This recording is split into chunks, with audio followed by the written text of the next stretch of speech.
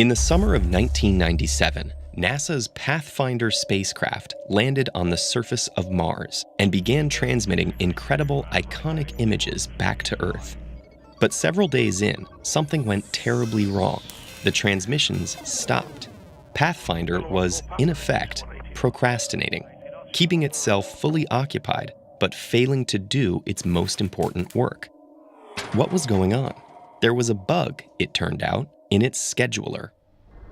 Every operating system has something called the scheduler that tells the CPU how long to work on each task before switching, and what to switch to.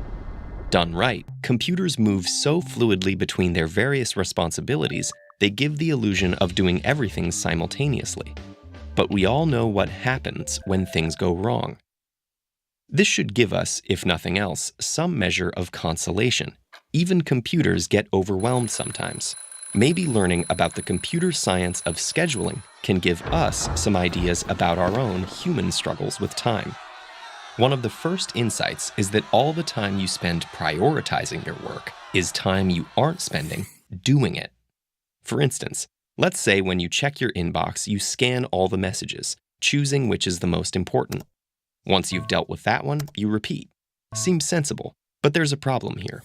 This is what's known as a quadratic time algorithm. With an inbox that's twice as full, these passes will take twice as long, and you'll need to do twice as many of them. This means 4 times the work. The programmers of the operating system Linux encountered a similar problem in 2003. Linux would rank every single one of its tasks in order of importance, and sometimes spent more time ranking tasks than doing them. The programmer's counterintuitive solution was to replace this full ranking with a limited number of priority buckets.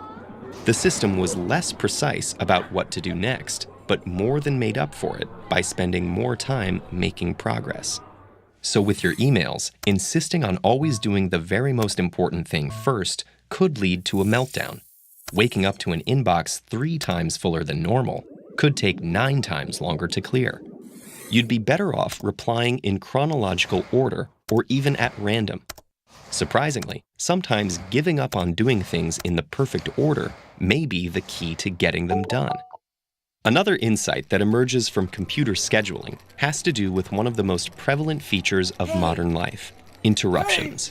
When a computer goes from one task to another, it has to do what's called a context switch, bookmarking its place in one task, moving old data out of its memory, and new data in.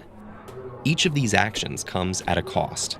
The insight here is that there's a fundamental trade-off between productivity and responsiveness.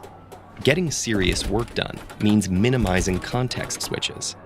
But being responsive means reacting anytime something comes up. These two principles are fundamentally in tension. Recognizing this tension allows us to decide where we want to strike that balance. The obvious solution is to minimize interruptions. The less obvious one is to group them. If no notification or email requires a response more urgently than once an hour, say, then that's exactly how often you should check them. No more. In computer science, this idea goes by the name of interrupt coalescing.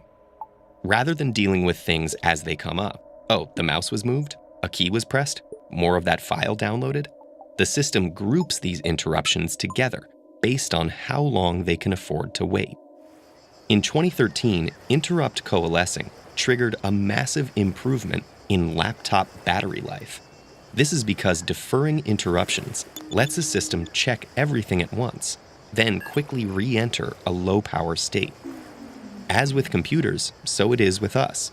Perhaps adopting a similar approach might allow us users to reclaim our own attention and give us back one of the things that feels so rare in modern life: rest. Are you interested in improving your own time and task management skills? If so, we highly recommend you check out Algorithms to Live By: The Computer Science of Human Decisions. You can download an audio version of the book for free at audible.com/TEDEd, and every free trial created encourages Audible to continue supporting TEDEd's nonprofit mission.